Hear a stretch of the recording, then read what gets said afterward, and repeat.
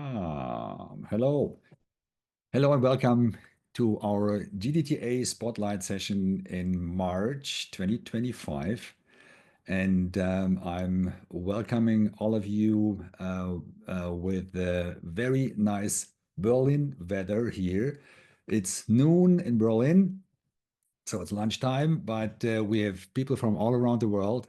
I'm really happy to see here people from India, from Kazakhstan, from we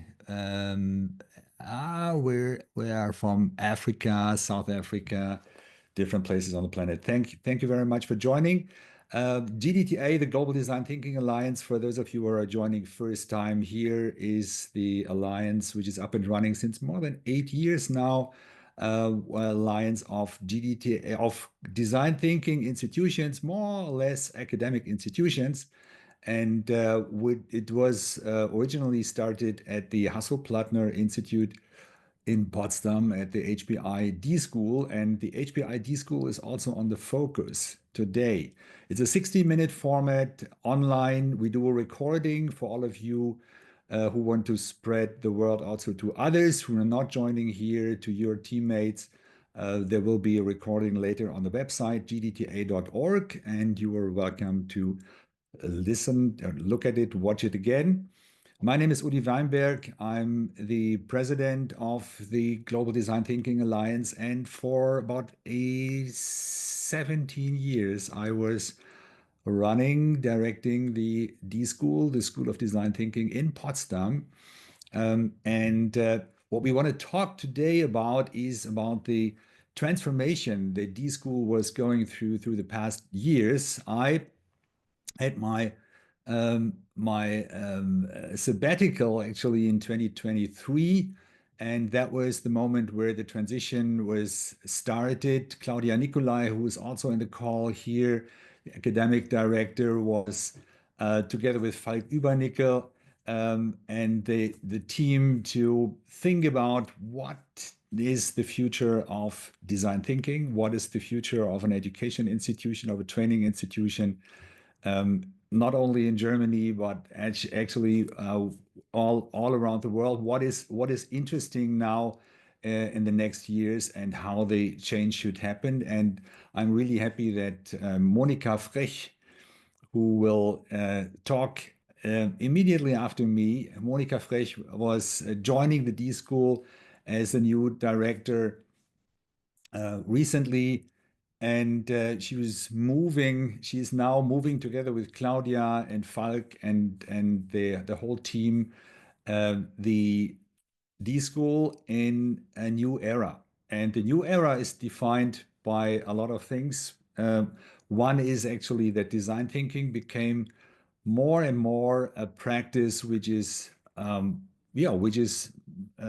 a common practice for everybody, but all of the people who are in the transformation, they are making use of agile frameworks, and design thinking, as all our friends here know, is probably the most holistic and the most efficient way, and the most efficient agile framework we can use. And so we need to transform the whole thing, and transformation is actually the topic for today. Monika will talk about the transformation of the D-School, and then we have two former students involved from a student team. That team is the Transformation Lab team, and they'll talk about their transformation and the idea of the whole project. And it's Trang, Tran, that's the Trang, I learned is the right pronunciation, and Wanda von Bremen. And let's first welcome Monika to talk about the new D-School. Please welcome Monika Frech. Yeah, thank you very much, Uli. Thanks for a nice introduction, and thank you everybody for being here. Let me quickly share the slides. Here we go.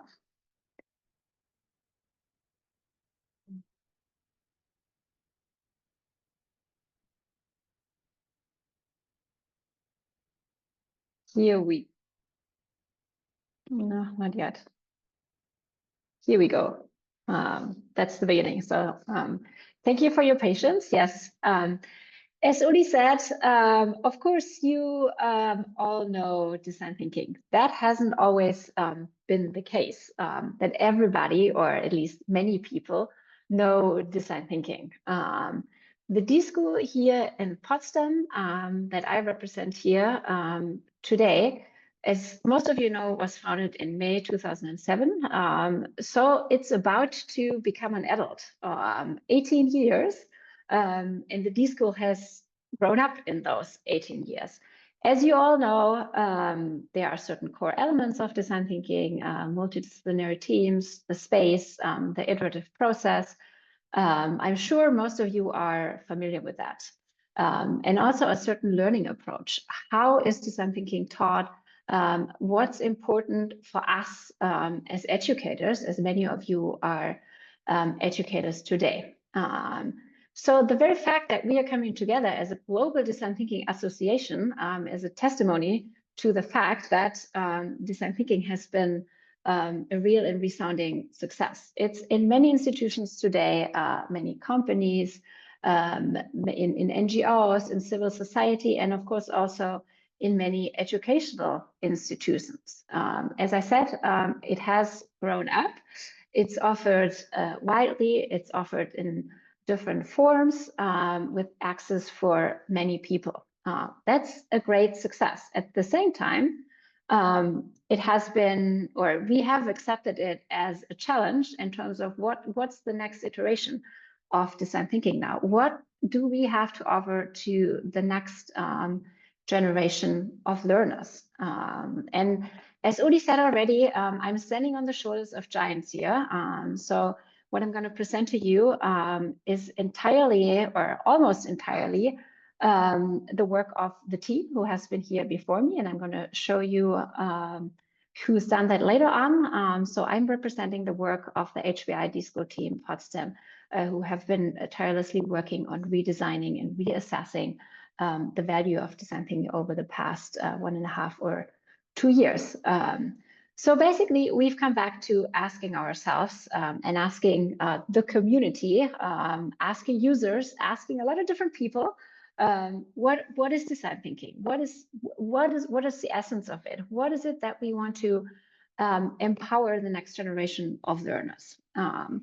So basically, we came to that formula. There's physics, like gravity, for example, and there's biology.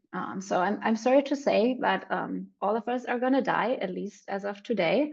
That's biology and physics. There's not so much we can do about that, but almost all the rest is design. Even biology, to some degree, is design. So the forest that I see when I look outside of my window here, that is designed by humans. The trees grow by themselves, but the way that its layout is designed by humans. And also the part about life is deathly, we have a lot of that in our own hands as to how we live our lives. But that's basically, that's the essence of design. The world around us is made by men and women, and it could be different. So there are many definitions of design. One that I personally found useful in thinking about the essence of design and design thinking is design as the intentional creation, and that is true for the process and the outcome, the creation part, towards a specific end. So it's not art, the creation that stands for itself. It always serves users and specific need. It always tries to solve a specific problem. And it's defined as a reflective practice. So something that you do, and then you think about it as you do it. Action, reflection, action, reflection. Design thinking now is the demystification of that process and outcome. It has empowered people who are not designers by trade, like myself, to use that power of intentional creation, and has transferred it to parts of society and businesses that have not benefited from it before. So what does that mean for education? How do we, as educators, intentionally create us to become functioning members of society and organizations, which is often defined as the essence of education now. Transferring knowledge, skills, empowering learners to become functioning members of society and organizations through that education. So here we are, or here the team was and still is, design thinking education. And we realized that when it comes to design thinking, and of course this is not new, this is not about transferring already relevant knowledge, as in this is how math works, for example, 1 + 1 is 2.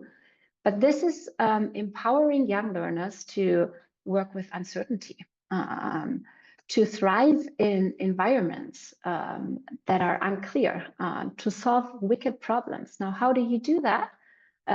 Through doing exactly that, through experiencing tough challenges and ways to approach them.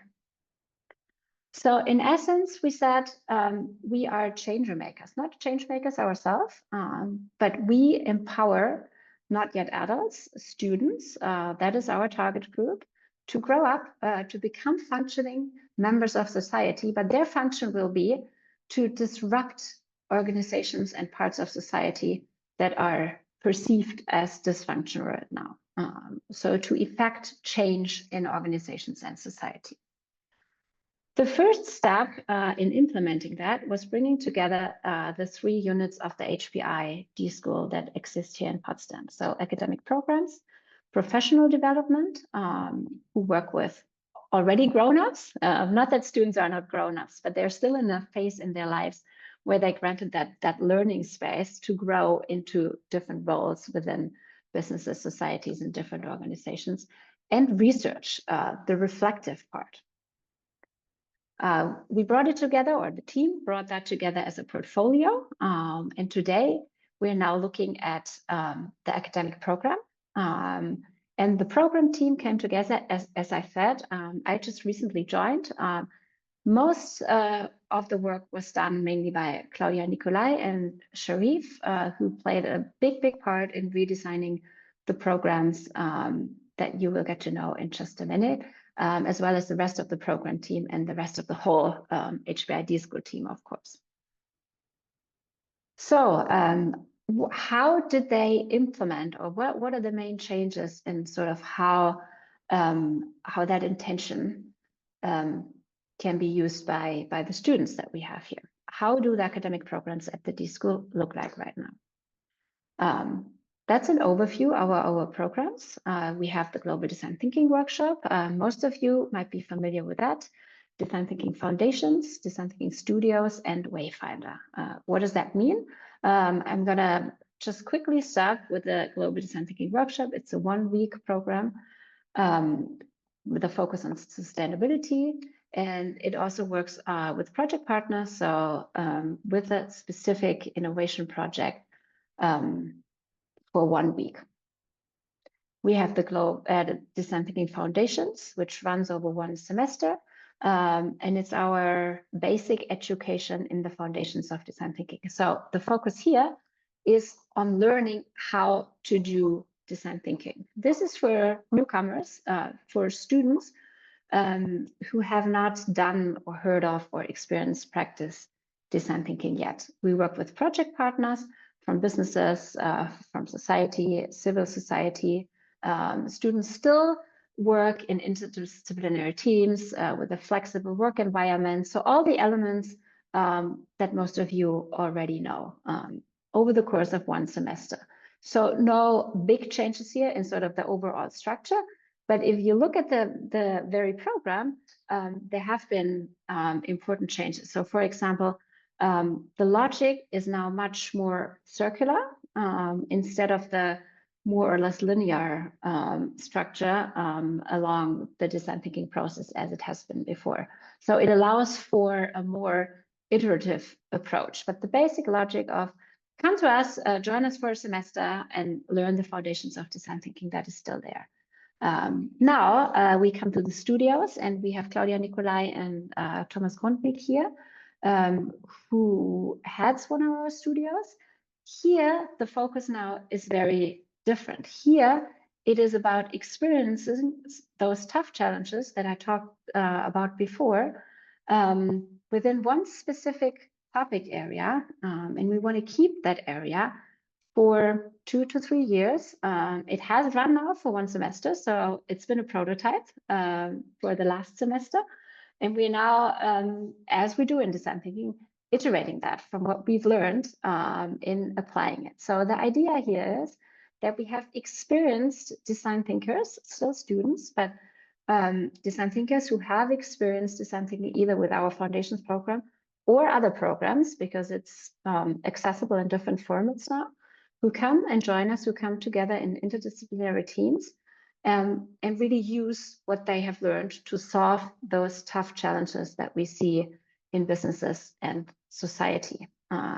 So here our goal is to really equip them with the practice, but also the reflection to, as alumni, go on and be change makers within businesses and society. So the teaching and learning approach is slightly different. This is really not focused anymore on learn design thinking, but use design thinking as a tool. And we challenge our students to really come up with very concrete, very feasible solutions in terms of how they can be applied in a business context and in terms of what's the technical component of those solutions. We also have the Wayfounder program, which is about design your own life and career. It runs over the course of 1 semester as well, and it's open for HPI for students here at our institution, the HPI. And it applies the mindset and the methods of design thinking to the very wicked problem of leading a good life. We do all of this in an environment here in our own innovation ecosystem here at the HPI with the Digital Health Center, for example, with the HPI engine, which is a venture builder. So students could also go on and build their own startup and research programs with different partner institutions. All of this is accompanied by a new branding, which you see on those slides. And some of you might have also checked out our new website already. I leave it here so that we have enough space and time for questions later on, and give the stage now to 2 of our alumni who have indeed gone on to become or to be change makers and who will present their project of transformation lab that they have developed as students at the D-School here with us. So over to you, Trang and Wanda. Where are you at? Wanda van Bremen, stage is yours. Hold on. You start sharing. Yeah. I know. It's yours now. Okay.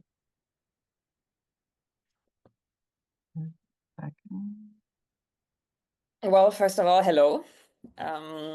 And yeah, thank you very much for giving us a stage to present one of the projects we developed during our time at the D-School and are now carrying on to the next step. Yes. So first of all, let's introduce ourselves. I'm Trang, as Monika has introduced me already, and I'm a trained social and cultural anthropologist. And Wanda van Bremen, you can also introduce yourselves, and then maybe we can just show the audience a short video that we've created. Yes. So we are a team of 5. And now we just, me and Trang, representing the team. But to get to know us a little bit before we introduce us, here's a little video. I'm Alex, I'm a strategic designer and facilitator and space holder. And in this project, for me, it's especially important to bring people together in one space where we can hold multiple truths and create regenerative ways of living and working together. Hi, I'm Wanda. I'm an ecologist, artist, and photographer. And with this project, I really hope to spread seeds in our mind that can grow and that we can grow together, to not be afraid of failing and to allow change to happen. Hi, my name is Felix. I work as a consultant and designer in a social innovation lab, and I always wanted to enable people to bring forward the change that I want to see in this multi-crisis world. Yeah, I'm Marco. Actually, democracy is really important to me, and I think it's so valuable that I want to do everything and anything possible to bring people together at a table so that we can have even the most challenging conversations. Hi, I'm Trang, program lead of a cultural education network and community organizer. My project interest is to develop resilient community-led approaches to social transformation. Yep, so that's our team. A little bit more about maybe me and Trang. I am originally, as you already heard, an ecologist and an artist, and I came, the last years I was always searching for ways to communicate our sustainable world and the crisis we have environmentally going on at the moment. And that's why I turned from ecology into communication and into art. And then I found also the D-School. And for me personally, the D-School also was really a chance to learn about design thinking, to learn about more participatory processes, about how can we as a way together shape the future and bring complicated topics maybe in a different way and more in a process-oriented way. So it was a really good step for me to move on. And right now I'm still doing this combination between, or working in the intersection of art and ecology, and trying to make interactive and participatory processes around kelp forests and around fishing and ocean environments. And I think for me, just this D-School experience was a great step to move into that area right now. Yeah, I can totally relate to that. Actually, I was already working at a larger cultural institution, and I thought I would just start design thinking to learn new methods in agile working, because I felt like everyone was stuck at this huge institution doing their typical procedures. And since I was working in culture, I thought, okay, how uncreative is actually this working environment? And that's why I thought about joining the D-School, and eventually did. And I think it was definitely a changing experience for all of us. And what you can see here is already pointing at the challenges we were facing. So there's Alex from our team, and she's enjoying the view over Teufelsberg, which is a very historical place in the outskirts of Berlin. For those of you who don't know about this place in Berlin, it used to be a spy center of former West Berlin allies, and this place, this site, has actually undergone multiple transformations, and there were a lot of different interests actually in how to create or how to change this space. And we were tasked with the challenge of designing a concept for a neutral, internationally operating research institute with the aim of transforming policies in the force of diverse, self-interest driven stakeholders. And that was really one of those super complex challenges that Monika was just mentioning, because it's such a grand thing. We were just students kind of put together in a team from various fields of expertise and disciplines.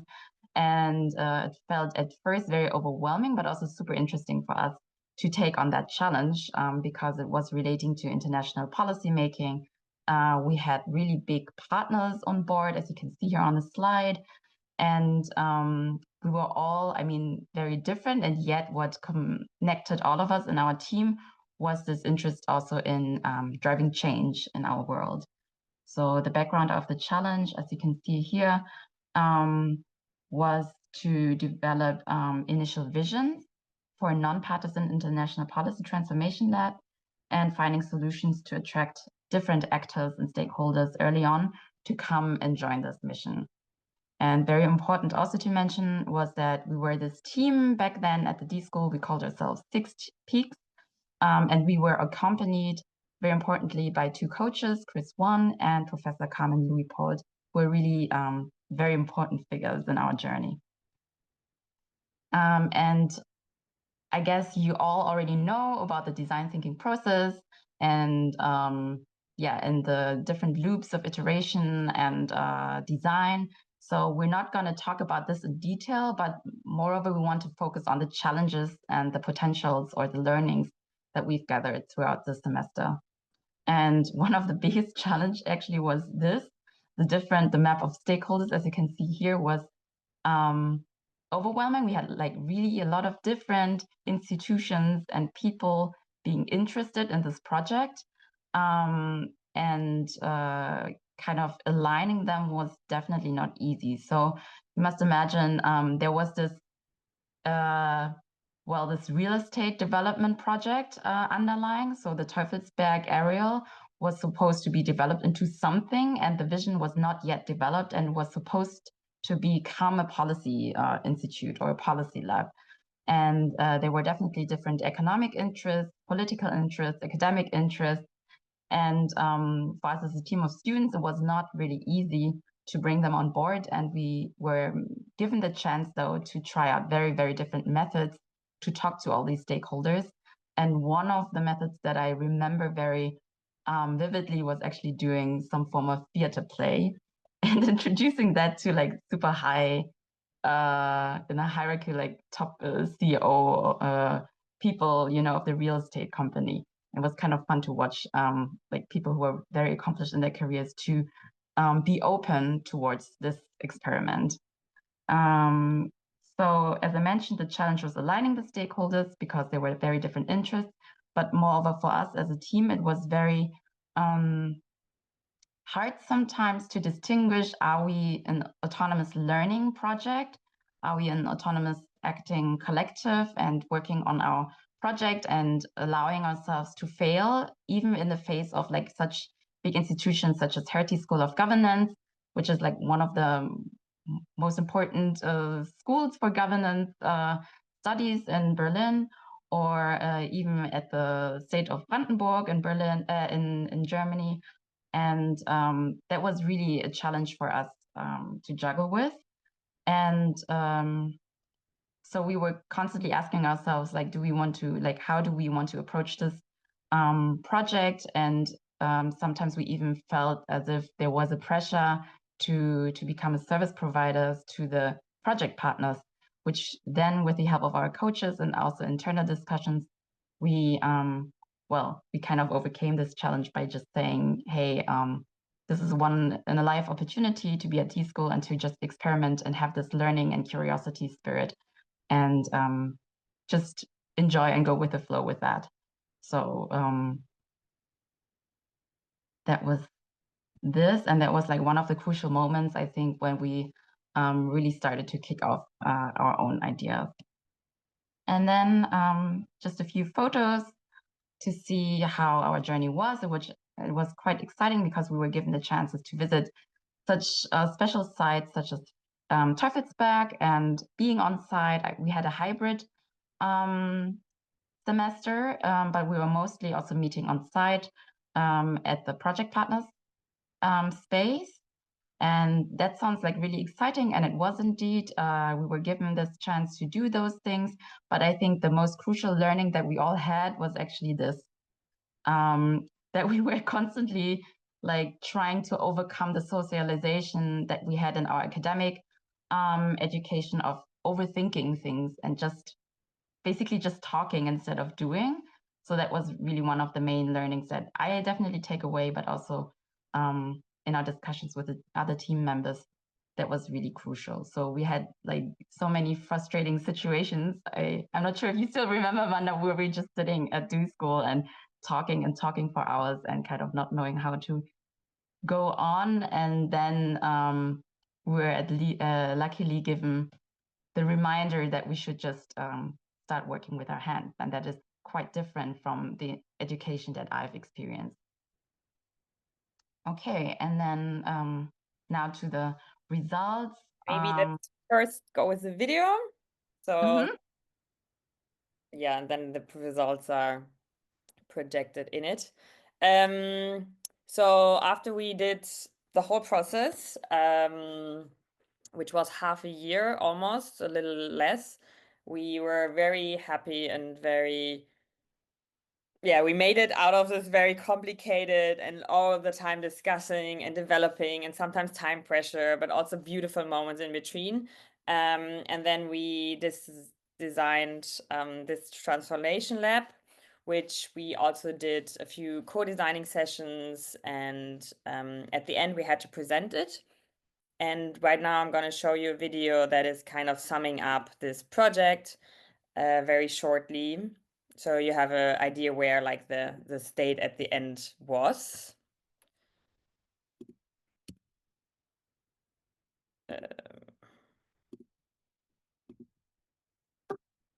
We are here together at Teufelsberg, which is a really unique place in Berlin, built on the only mountain we kind of have here, which is built on the ruins of the past of the Second World War.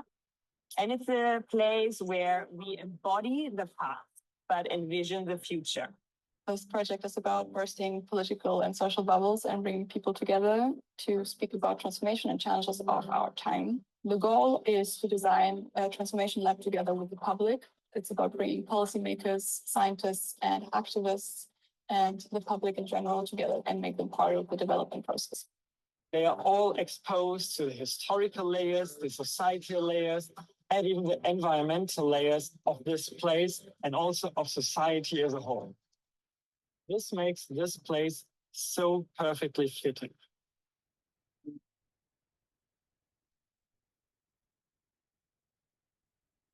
All right. Yeah, so that was the final stage we reached after the D-School.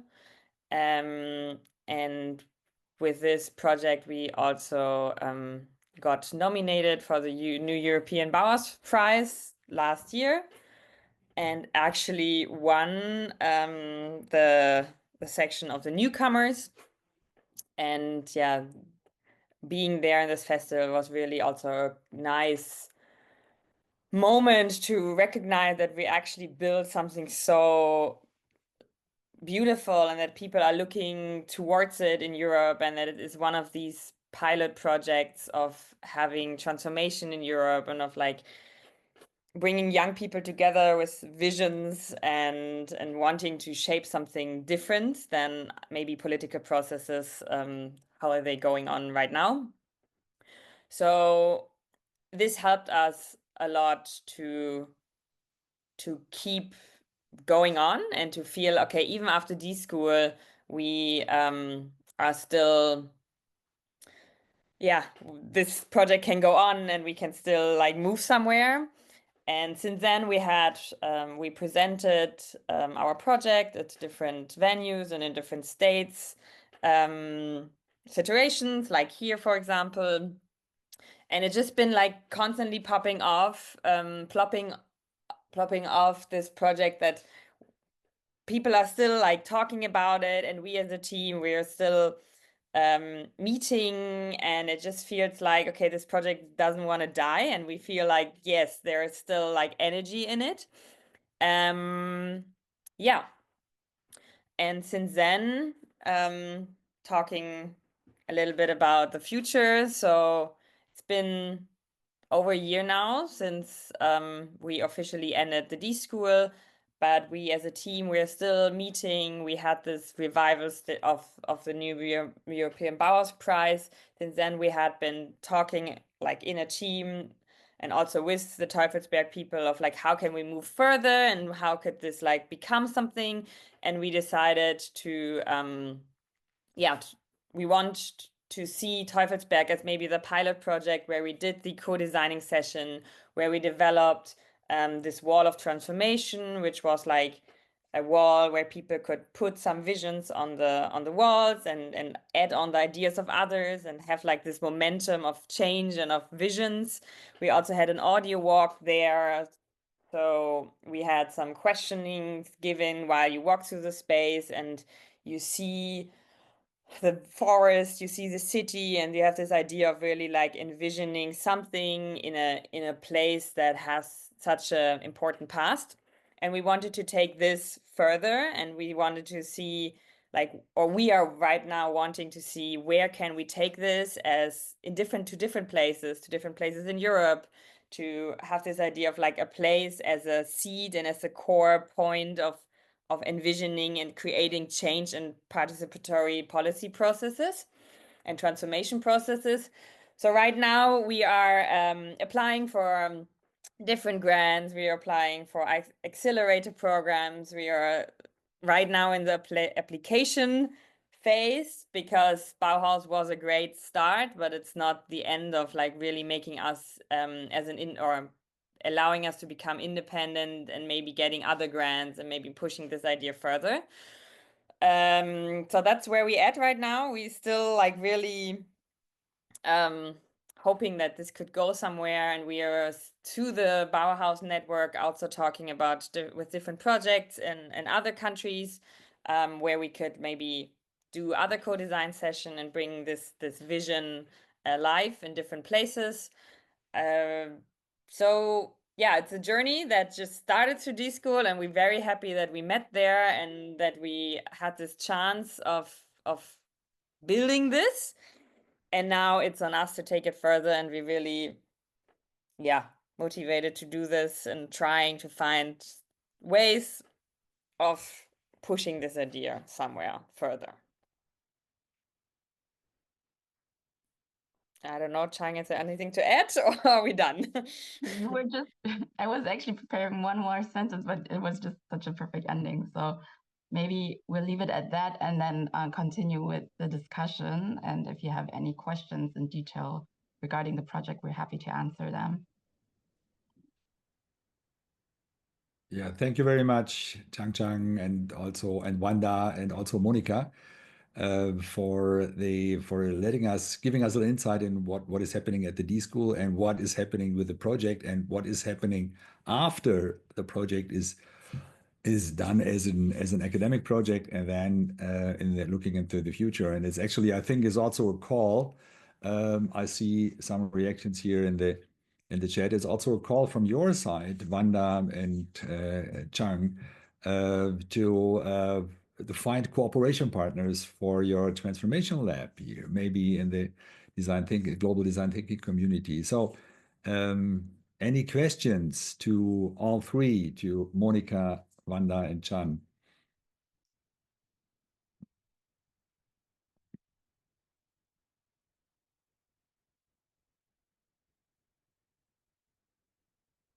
Jenny? Yes. Maximilian, yeah. Nice to meet you. Yes, so I have a question. How did you come up with the projects that you finally worked on? Was it a business use case from the beginning, or did you go through a whole iterative process in the beginning just to get to a problem entirely, or was there some challenge that you wanted to tackle? The question is directed at us, right? Or at Monika? That's what I wanted to ask. Yeah, no, to actually both, because the institution probably also provides a guidance in there. So yeah, both interesting. Yeah, and the answer, we can both answer that question indeed. So before students work on a challenge, there is a process here at the D-School where our project development team and Trixie, who's part of the team, is in the call today, and Charlotte as well, I think, or she was here before. Anyway, so that's our project development team. So they go through a process selecting project partners, and we call them project partners for a reason. So the way we work with them is not as you would work with a client, for example, but we really challenge them, they challenge us, and they trust us and our students with their challenges from their respective business or their respective field, if it's a civil society organization. And then the project development team and the program team they work with that organization to really select and shape a challenge that works for our student teams, so that it works in terms of the educational experience that the student teams have, so that it works in terms of the constraints that we have in terms of, for example, timing of one semester, and the background that the students bring with them. And then the students get the challenge. And what then happens, I think Trang can tell us a little bit about that aspect of reshaping. Yes, we were doing indeed all those things that you've mentioned, Maximilian. So we're researching about the challenge, we're reframing the challenge, we're realigning with our project partners, developing first prototypes and testing them. And those are the things that we didn't have the time to put into this little presentation, but basically we're developing various prototypes that Wanda already mentioned. And one of the core elements were the co-designing sessions with multiple stakeholders that were somehow that somehow have to do with policymaking. So one thing that was interesting for us was actually also to find people who are not very likely to be associated with policymaking from, let's say, the standards, like the standard big politics in quotation marks, such as activists or like just citizens, basically. And those were the ones that we would want to match with policymakers and bureaucrats and other experts in their field. So that was, one example. I hope that somehow answered your question. Yeah, pretty much. Jenny. Thank you. My question is about kind of the career path for D-School, and this team show us an example of how a team that were doing a course went on to create a consulting company. So they've got a business for themselves and they can continue doing this kind of work. And sounds like you've defined what kind of work you can offer. So in general, I suppose my question is to Monika. In your re-strategizing for the D-School, have you thought about and articulated the intended career paths that you foresee for students? You know, can they go on to become consultants who go and help organizations transform? And I'm struck by a blog I saw now, or on the This Is Design Thinking.net website. There's a case study about IBM, and it says something about the kind of generic design thinking we learn from D-School courses, and I think it's referring to D-School Stanford, is very different to how things really hit the ground in reality in an organizational context. So are you aiming to equip students to go on and get beyond kind of workshop design thinking into really implementing design-led change? Trang, do you want to go first? Seems Yeah. like you have an answer for that. Thought I would just want to share maybe like how it went on with all of us. So as a team, we're still working together, and indeed we want to work as a collective, but individually we're still embedded in our different life worlds, let's say, because we're also working from different locations. And Felix, for instance, he's working at the Social Impact Lab and kind of carrying learnings into this work. And I myself, I still work in the field of cultural education at the intersection also of policymaking. And it's actually quite interesting how to apply all these learnings into this field of practice. So I think that's the potential that I see, or that now in hindsight I see, that it really, really changes the way how I approach things and how I can also impact my own professional working fields.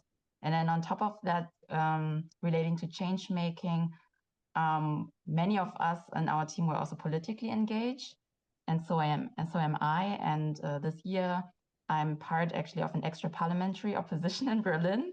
So we're applying a lot of the design thinking methods towards also political emancipatory movement building, which I think is quite important in those times where you're not even sure whether a policy transformation lab that only includes actors on the highest political levels, whether that can be reliable or not in the future.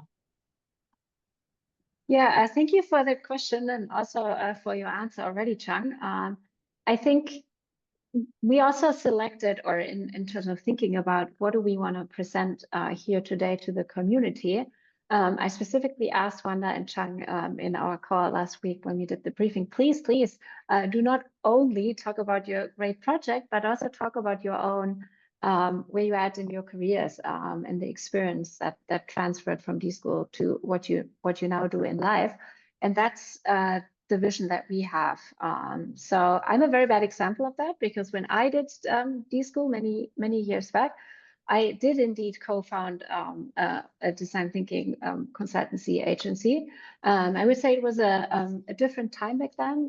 There was a need for that to sort of scale design thinking itself. Now the vision is very different.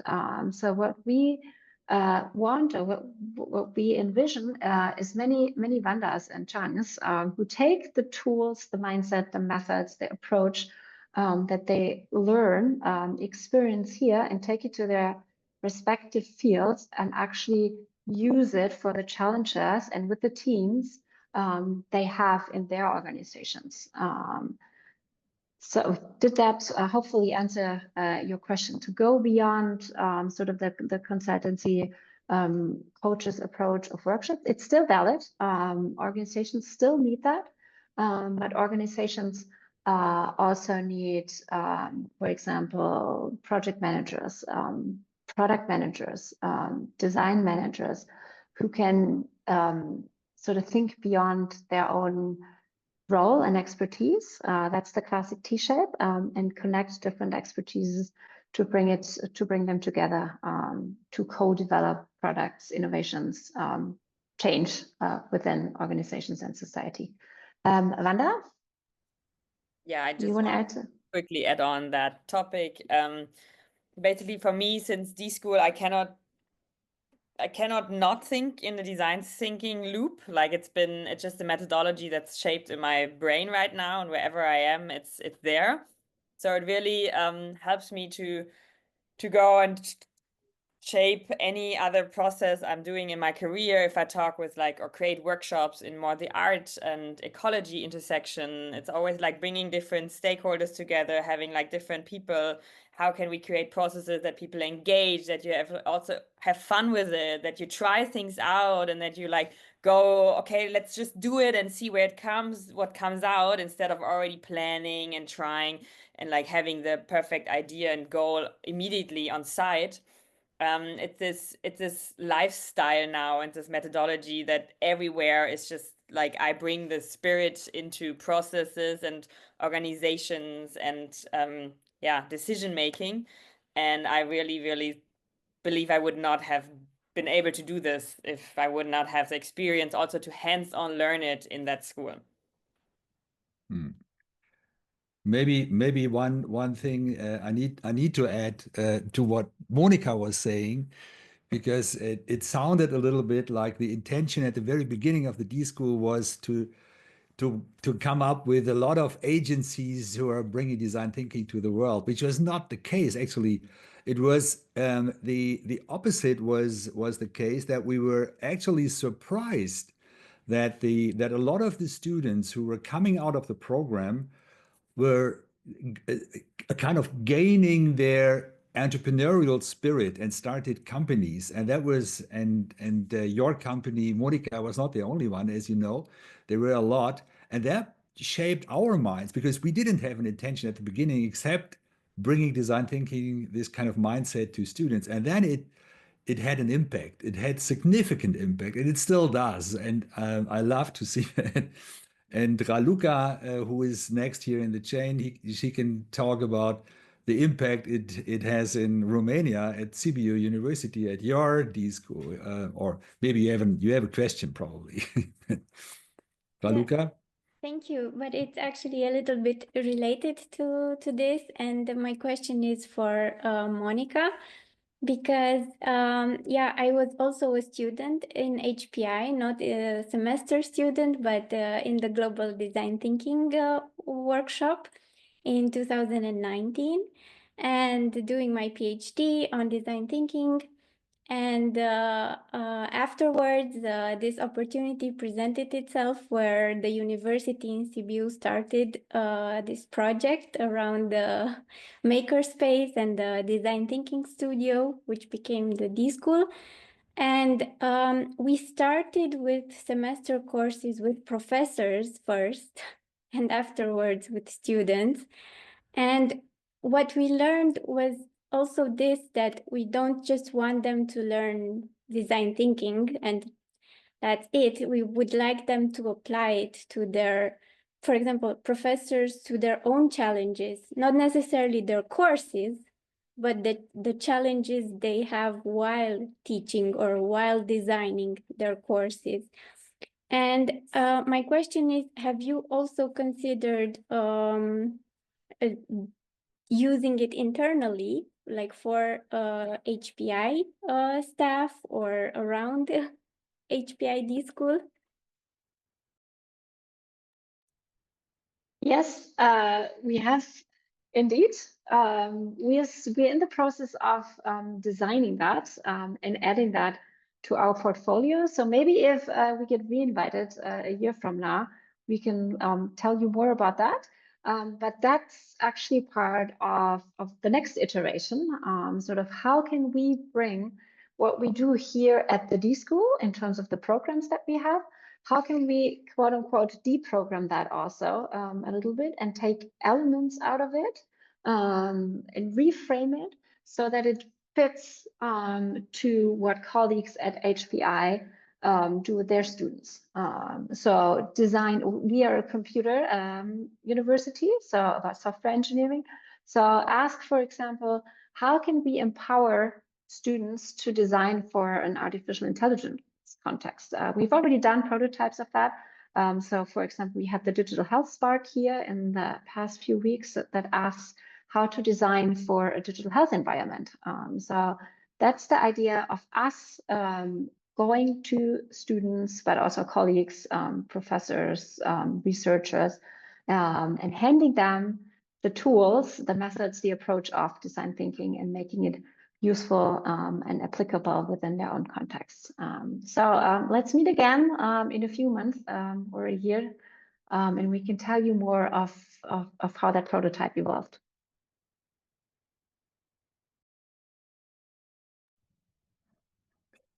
There's another question here in the chat from Stefan. What are you doing to increase scaling impact, actual change, besides creating the vision? Yeah, we actually debated that. And what I shared in the presentation is that we arrived at we are changer makers. Of course, some of the change within those challenges, we will also work on that ourselves, so together with our project partners. But we really scale through our alumni.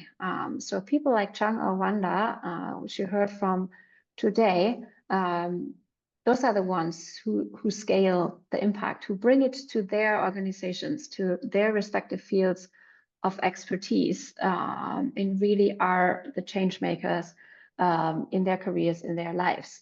So that's sort of how we scale, or how we actually create the impact.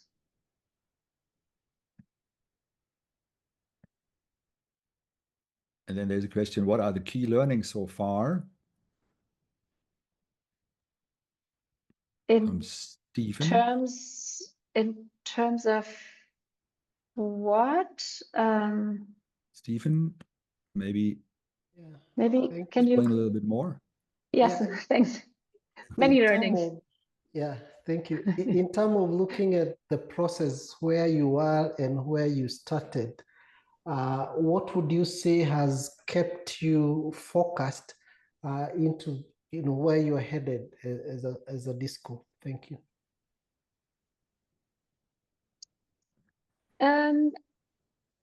Well, I think one important aspect is that we really share the belief in the power of applied or used design thinking, so that we really think it can and will continue to have a big difference within the organizations and society our alumni will work in.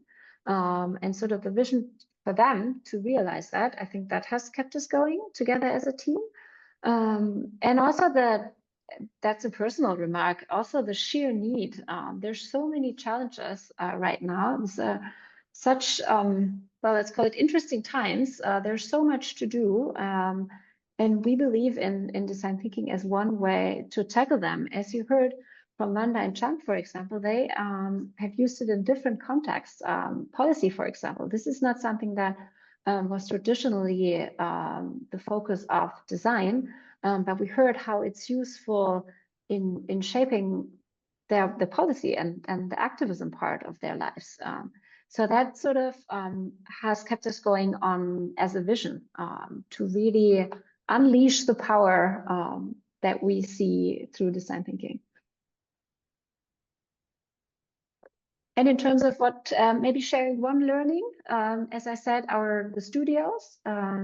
So the program or the approach where we really want to bring that to life. One challenge that we experienced so far is sort of the different entry level that our students have when they start the program, the different level of experience and in-depth or not so in-depth knowledge that they have with design thinking. And it's sort of a challenge to assess that before we actually onboard them and bring them into the program. Because our aim here is that we bring together students who have experience in design thinking already, who know how to do design thinking so that they can use their time in the studios, the environment that we give them, the coaching and so on, to actually use it for a specific challenge. But since they come from different backgrounds and have learned design thinking in different environments, that has been a challenge sometimes for our team and our coaches to sort of assess and then level that experience with design thinking. Thank you very much. Thanks to all of you. Thanks, Monika. Thanks, Tran. Thanks, Wanda, for giving us an insight about in your projects and then the vision also of the future vision of the D-School. We are about to end now. It's 1 o'clock in Berlin time and all around the planet. Thanks for joining us here at the Global Design Thinking Alliance, the Spotlight session. The next one will happen in April, end of April. And Raika, when will be the next one? You have it in mind already because we just came up with it today. It will be April 28th in the morning for Europe. So just in time for anyone going further east towards China, India. If you're joining from the US, you will have a recording available, as will be for this Spotlight as well. You will get that via email. And it will be Michael Leverick from Switzerland. He's well known. He's written a lot of books about design thinking. He's a friend, and he will talk about his latest activities in AI and innovation and actually designing agents for the design thinking process. It might be very interesting to join. So thanks a lot. We're ending now the session. I know that Monika needs to head off pretty fast. And great to see you all. Great to see people from all around the world. And please go to the website gdta.org and you find the recording. It will take a little bit. But you also see the recordings from other GDTA Spotlight sessions. And not forget, our yearly conference is coming up in September. Please mark your calendars, September 18th and 19th. We'll have the Global Design Thinking Alliance annual conference happening in Izmir in Turkey. So please join, and I say good afternoon, good morning, good night, good midnight, wherever you are, and see you soon. Bye-bye. Tschüss.